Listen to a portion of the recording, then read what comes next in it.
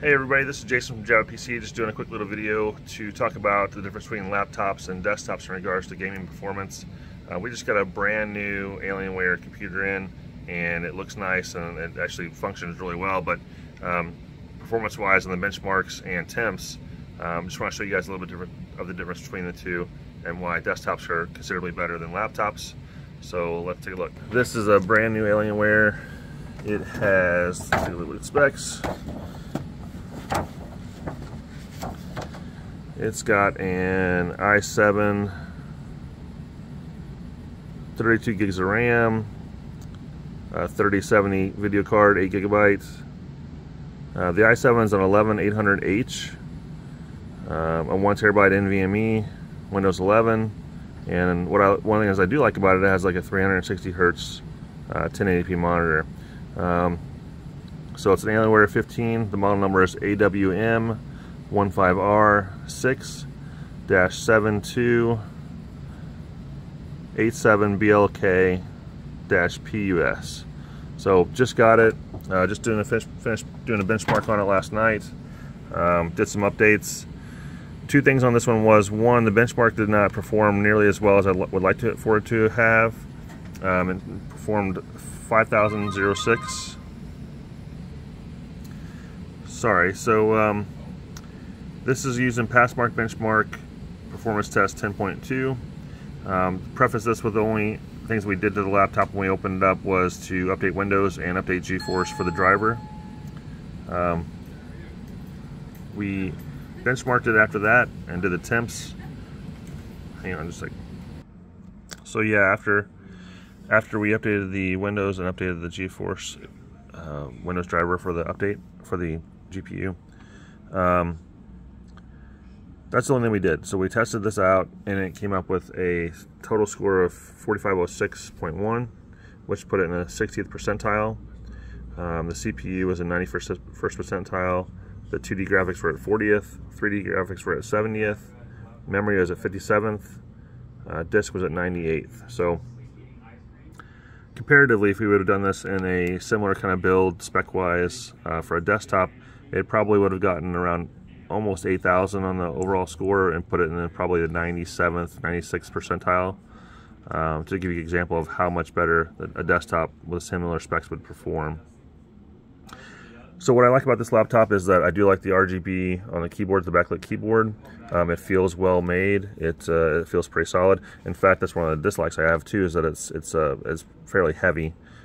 So I do like that it's got the RGB. It's got the nice little Alienware logos and graphics and everything, so that looks nice. It's got the RGB on the back as well, which is kind of superfluous but kind of cool to show people that you have an Alienware. The power light on the AC adapter is nice because you can at least tell that it's getting power. And it performs well. Like I said, the 360 hertz monitor is really nice. I wish that if you're gonna have that higher of a refresh rate, that it would be like at least 2K, if not 4K. But this is only a 1080p as well. And that's about where my likes of the computer end. It does run well. It just isn't performing as well as I would like for it to have for a $2,000 computer. The MSRP on this one was $199. We did get it on sale as an example for $200 off during the Amazon deals, but still, even at $1,800, this computer should be running, in my opinion, much better, because a $1,800 desktop would be just crushing this one performance-wise. So if you have to absolutely have a computer for traveling or gaming remotely or mobile, this is a good laptop, but it just does not perform nearly as well as a desktop would. Some of the dislikes that I have: the computer itself is, like I said, heavy, but also the power brick itself is gigantic. It's probably, I mean, look how big that is. It's probably another 2 pounds. The laptop itself probably weighs around 3 pounds, maybe 4. It's pretty heavy.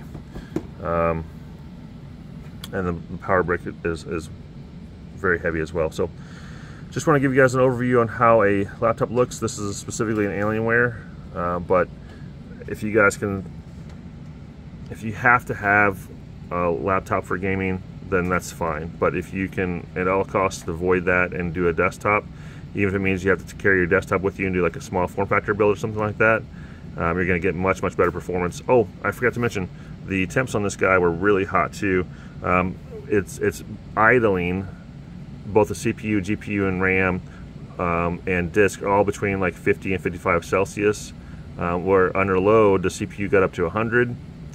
I'm sure it started throttling after that, but the performance wasn't really affected too much because it did get in the 91st percentile on CPU, but it was getting up to 100 degrees Celsius, so it does run very hot. Even with the bigger fans and the bigger heat sinks, it still runs very hot. What was nice about it is that the GPU only got up to 68 degrees Celsius, so the GPU was actually running pretty cool, but the CPU was running hot.